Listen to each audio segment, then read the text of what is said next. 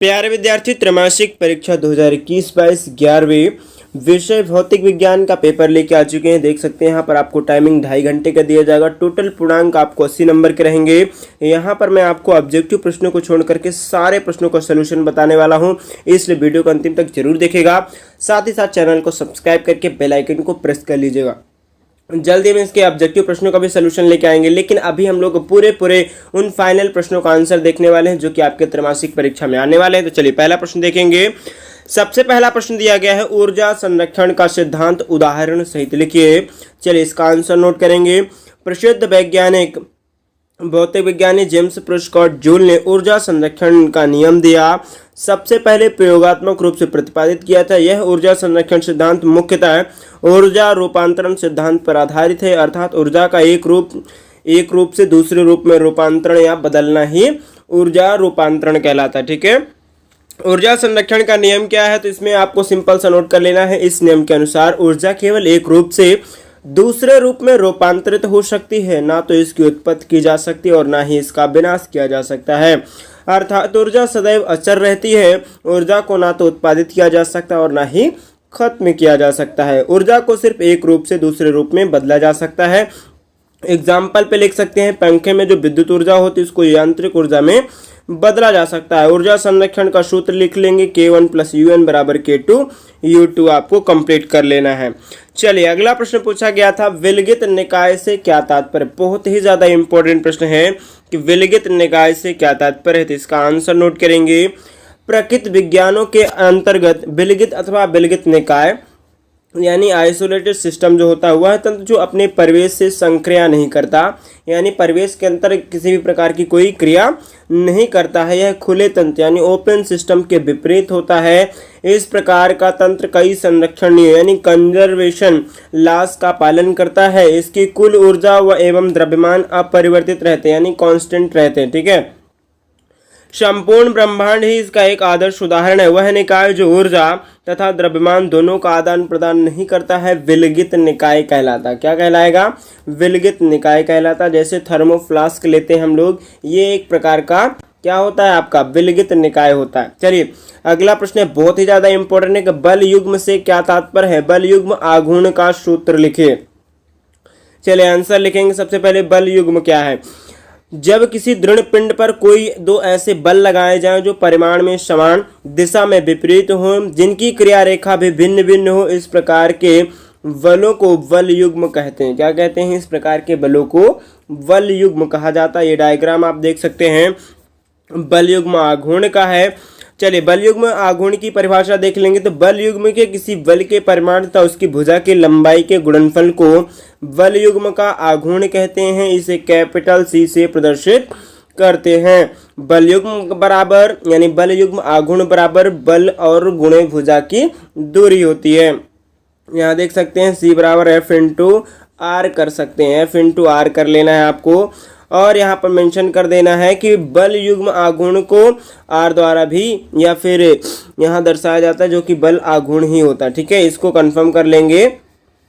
रेखीय संवेग संरक्षण का नियम लिखिए। बहुत ही ज्यादा इंपॉर्टेंट है और कई बार यह प्रश्न पूछा जाता है, तो आप फाइनल के हिसाब से भी इस प्रश्न को तैयार रखेंगे कि रेखीय संवेग संरक्षण का नियम लिखिए। तो इसका आंसर नोट करना है, विंडो के किसी बंद निकाय या फिर सिस्टम पर कोई बाह्य बल ना लगाया जाए तो उस निकाय का कुल संवेग नियत बना रहता है। इस नियम का एक परिमाण यह भी है कि वस्तुओं के किसी भी निकाय का द्रव्यमान केंद्र यानी सेंटर ऑफ मास एक नियत वेग से चलता रहेगा जब तक उस पर कोई बाह्य बल ना लगाया जाए। संवेग की विशेष बात यह है कि सभी परिस्थितियों में संरक्षित रहता है, यहाँ तक कि संघट्टों में यानी कोलिजन में विस्फोटक बलों के कारण होने वाली गति की दिशा में भी, जबकि गतिज ऊर्जा संघट्ट की दिशा में संरक्षित नहीं होती है। यदि संघट्ट अप्रत्यास्थ होंगे, चूंकि संवेग संरक्षित रहता है, इस तथ्य का उपयोग संघट्ट के उपरांत वस्तुओं के वेग ज्ञात करने के लिए भी हम आसानी से कर सकते हैं। ये आपका फार्मूला हो जाएगा, P1 + P2 + P3 + P4 + Pi = K। ठीक है, के जो है एक नियतांक है, इसे आप यहाँ गतिज नियतांक कह सकते हैं या फिर सिर्फ आप नियतांक नोट कर लोगे, कोई दिक्कत नहीं होने वाली है। चलिए एक प्रश्न बहुत ही ज्यादा इंपॉर्टेंट पूछा गया था कि न्यूटन बल की परिभाषा दीजिए। बहुत ही ज्यादा इंपॉर्टेंट होता है कि न्यूटन बल क्या होता है। इसका आंसर नोट करेंगे। न्यूटन बल वह बल है जो 1 किलोग्राम द्रव्यमान की वस्तु में 1 मीटर सेकंड, क्या नोट करेंगे, 1 मीटर पर सेकंड स्क्वायर की त्वरण को उत्पन्न कर देता है, न्यूटन बल कहलाता है। ठीक है, यह कई बार आपसे प्रश्न पूछा जाएगा, 1 न्यूटन बल की परिभाषा दीजिए। सोचिए, अगर न्यूटन बल पूछेगा तब भी वही परिभाषा देनी है, 1 न्यूटन बल पूछा जाएगा तब भी वही परिभाषा देंगे। यानी वह बल जो 1 किलोग्राम द्रव्यमान की वस्तु में, 1 किलोग्राम यानी 1 केजी होता है, कि द्रव्यमान की वस्तु में 1 मीटर पर सेकंड स्क्वायर का त्वरण उत्पन्न कर देता है, उसे हम लोग 1 न्यूटन बल कहते हैं। राइट, चलिए अगला प्रश्न नोट करेंगे जो कि काफी इंपॉर्टेंट है, विस्थापन और दूरी में अंतर को स्पष्ट कीजिए। विस्थापन और दूरी में अंतर को कैसे लिखेंगे, तो एक साइड आपको डिस्टेंस, दूसरी साइड आपको डिस्प्लेसमेंट यानी विस्थापन मेंशन करना है। पहला पॉइंट नोट करेंगे, गतिमान वस्तुओं के द्वारा निश्चित समय में तय किए गए मार्ग की लंबाई को दूरी कहा जाता है। किसी निश्चित दिशा में दो बिंदुओं के मध्य तय की गई लंबवत या न्यूनतम दूरी को विस्थापन कहते हैं। दूरी एक अदिश राशि होती है, विस्थापन एक सदिश राशि होती है। किसी वस्तु द्वारा तय किए गए मार्ग पर दूरी निर्भर करती है। वहीं विस्थापन की बात करें तो किसी वस्तु द्वारा तय किए गए मार्ग पर विस्थापन निर्भर बिल्कुल नहीं करता है। अगला पॉइंट है, दूरी सदैव धनात्मक होती है। जो आपकी दूरी होती है क्या होती है, धनात्मक होती है। विस्थापन धनात्मक, ऋणात्मक और शून्य भी हो सकता है। दूरी विस्थापन के परिमाण के बराबर या उससे अधिक होता है। वहीं विस्थापन की बात करें तो विस्थापन का परिमाण दूरी के बराबर या उससे छोटा होता है। ठीक है, या उससे छोटा होता है। चलिए अगला एक महत्वपूर्ण प्रश्न है, वैज्ञानिक विधि क्या है। वैज्ञानिक विधि के विभिन्न चरणों की व्याख्या कीजिए। ये प्रश्न आपको 101% त्रैमासिक परीक्षा में देखने को मिलने वाला है। तो अगर आप पहली बार हमारे चैनल पर आए तो चैनल को सब्सक्राइब करके बेल आइकन को प्रेस कर लीजिएगा। अगर आप और भी सब्जेक्टों के त्रैमासिक परीक्षा के सॉल्यूशन चाहते हैं तो कमेंट बॉक्स में कमेंट जरूर करिएगा, ताकि हम उन सभी विषयों का सॉल्यूशन आपके लिए सबसे पहले लेके आए। ठीक है, चलिए आंसर नोट करेंगे। विज्ञान का अध्ययन करने में जिस विधि को अपनाया जाता है उसे हम लोग क्या बोलते हैं, वैज्ञानिक विधि कहते हैं। ठीक है, या इस तरह से भी आप नोट कर सकते हैं, भौतिक विज्ञान की जिस विधि को हम लोग अध्ययन करते हैं वैज्ञानिक तरीके से, उसे हम लोग क्या बोलेंगे, वैज्ञानिक विधि कहते हैं। वैज्ञानिक पद्धति के प्रमुख रूप से चरण निम्न है। पहला चरण कहलाता अवलोकन विषय। अवलोकन विषय यानी सामग्री की सूक्ष्मता सावधानी से अवलोकन करना होता है। वैज्ञानिक पद्धति का ये प्रथम पद होता है, या कहें प्रथम चरण होता है। ठीक है, अगला पॉइंट नोट करोगे, अवलोकन को लिखना। आप देखो अवलोकन करने के बाद क्या करोगे, उस अवलोकन को नोट करोगे, ताकि बाद में भी अगर उसका आप री एक्सपेरिमेंट करें या बाद में और कुछ बदलाव करना चाहें तो आपको पता रहे कि आपने अवलोकन करने से पहले क्या क्या चीजें नोट की थी। ठीक है, या फिर अवलोकन को सावधानी से लिखना वैज्ञानिक पद्धति का दूसरा पद होता है। वर्गीकरण, देखो वर्गीकरण क्या है, तो अवलोकन के बाद एकत्रित सामग्री का वर्गीकरण करना, उनका संगठन तैयार करना, ताकि जब आप प्रयोग करना स्टार्ट कर दें तो ये आपके लिए बहुत ही इंपॉर्टेंट होगा, ये महत्वपूर्ण कदम आपके लिए होगा। ठीक है, फिर है सामान्यीकरण। देखो सामान्यीकरण का मतलब ये है कि वर्गों में विभाजित सामग्री के प्रतिमान के आधार पर सामान्य नियम निकालना। ठीक है, और सामान्यीकरण वैज्ञानिक पद्धति का ये चतुर्थ पद होता है। चलिए अगला पॉइंट है परीक्षण। परीक्षण क्या है, तो परीक्षण में सामान्य नियम निर्मित करके वैज्ञानिक पद्धति पूरी नहीं हो जाती है। अगर आप सामान्यीकरण कर लेते हो तो सामान्यीकरण करने के वजह से आपका नियम पूरा नहीं हो जाता, बल्कि आपको परीक्षण करने होते हैं। इन सामान्य सिद्धांतों का परीक्षण होना भी बहुत जरूरी होता है। आप पूरा नोट करेंगे, या फिर जितना मैं आपको यहाँ पर एक एक डेड लाइन बता रहा हूँ उतना भी अगर आप नोट कर लेते हैं तब भी आपको पूरा का पूरा नंबर दिए जाएंगे। मापन की बात कर ले तो भौतिक वस्तुओं की लंबाई, चौड़ाई एवं ऊंचाई तथा आवेश अथवा विद्युत से संबंधित भौतिक राशियों के मान आदि ज्ञात किए जाते हैं, और उनमें अंतर और उनके संबंध भी ज्ञात किए जा सकते हैं, या कहें उनकी इकाइयों के साथ इनका मापन किया जाता है। उसी को हम लोग मापन बोलते हैं। प्रयोग करना, देखो प्रयोग करना यानी सारी तैयारी करने के बाद अब आपको एक्सपेरिमेंट करना होता है। इसके अंतर्गत छात्र को अवलोकन करके अवलोकन का परीक्षण लेना होगा। ठीक है, पुनः नियम के आधार पर उस नियम की पुष्टि की जाएगी और अज्ञात राशि का हम लोग आसानी से मान निकाल पाएंगे। अगला पॉइंट होता है संख्या का उपयोग करना। अब देखो जो अब आप अवलोकन करके क्या करोगे, यहाँ पर सिंपल सी बात है, प्रयोग करना स्टार्ट करोगे तो प्रयोग पर क्या करना होगा, संख्या का उपयोग, यानी भौतिक अथवा रासायनिक राशियों का मान तालिका देख करके उनका प्रयोग सूत्र में किया जाएगा। उन संख्याओं के प्रामाणिक मान कंठस्थ किए जाएंगे। अगला होता है दूरी एवं समय में संबंध। अब देखो दूरी एवं समय में संबंध किस प्रकार से होगा, क्योंकि दोनों भौतिक राशियां हैं, इनका अनुपात चाल या वेग कहलाता है। इनका जो अनुपात होता है वो क्या कहलाता है? चाल या वेग कहलाता है। इसे विभिन्न इकाइयों में सीजीएस, ईपीएस और एमकेएस पद्धति में हम लोग आसानी से ज्ञात कर सकते हैं। चलिए, एक बहुत ही ज्यादा इंपॉर्टेंट प्रश्न है, विभिन्न कारणों को स्पष्ट कीजिए। विभिन्न कारणों में आपसे एक एक नंबर के या फिर दो दो नंबर के प्रश्न यहाँ पर पूछे जा सकते हैं। फिलहाल इन सभी प्रश्नों का आंसर आप नोट करेंगे। पहला प्रश्न है, तेज चलती गाड़ी से अचानक नीचे उतरने पर यात्री क्यों गिर पड़ता है? देखो, मैं आपको उसका सिंपल सा उदाहरण बताऊंगा और सिंपल सा सोल्यूशन भी है।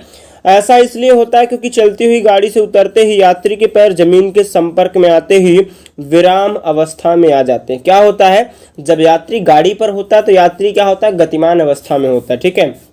और जो सड़क होती है, सड़क क्या होती है? स्थिति में यानी विराम अवस्था में होती है, क्योंकि सड़क पर गाड़ी गतिमान होती है, सड़क कभी भी गति नहीं करती है। तो जब आप गतिमान रहते हुए किसी विराम अवस्था वाली चीज पर या जगह पर पैर रखोगे या हाथ रखोगे तो आपको एक झटका सा महसूस होगा, ठीक है।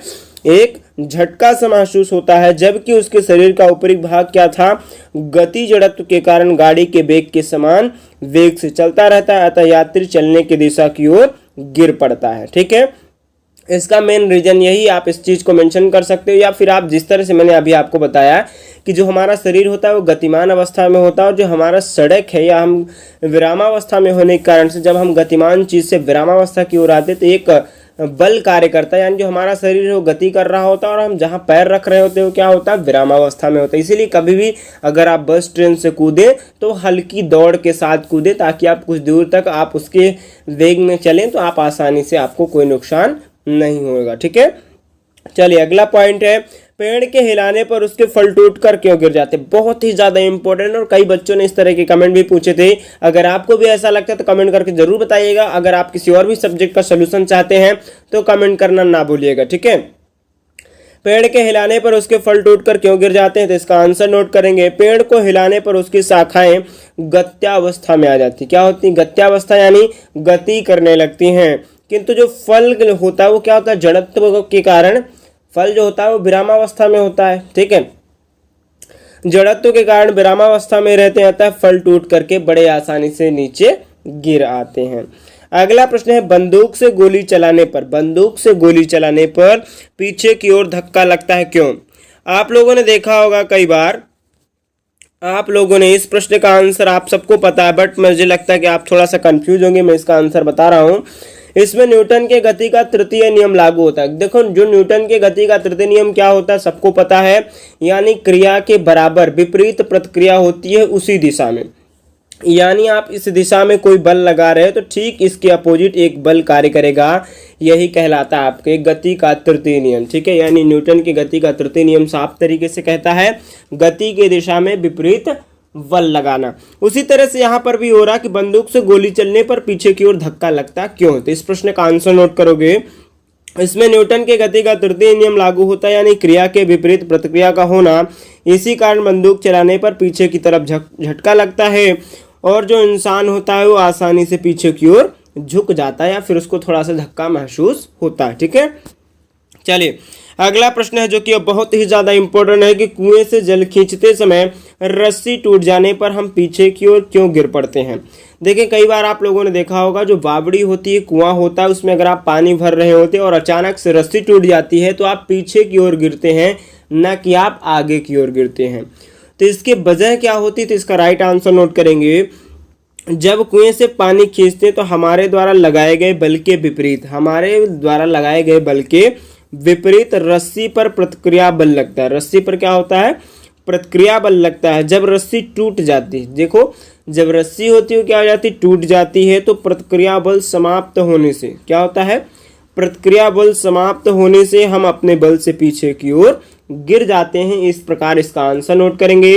इस तरह से त्रैमासिक परीक्षा के जो भी महत्वपूर्ण प्रश्न थे सभी मैंने कवर करा लिए हैं। अगर आप और भी प्रश्नों के आंसर चाहते हैं तो कमेंट बॉक्स में कमेंट जरूर कीजिएगा। अगर आप पहली बार आए तो चैनल को सब्सक्राइब करके बेल आइकन को प्रेस कर लीजिएगा। फिर मिलेंगे इसी वीडियो पर। जय हिंद, जय भारत।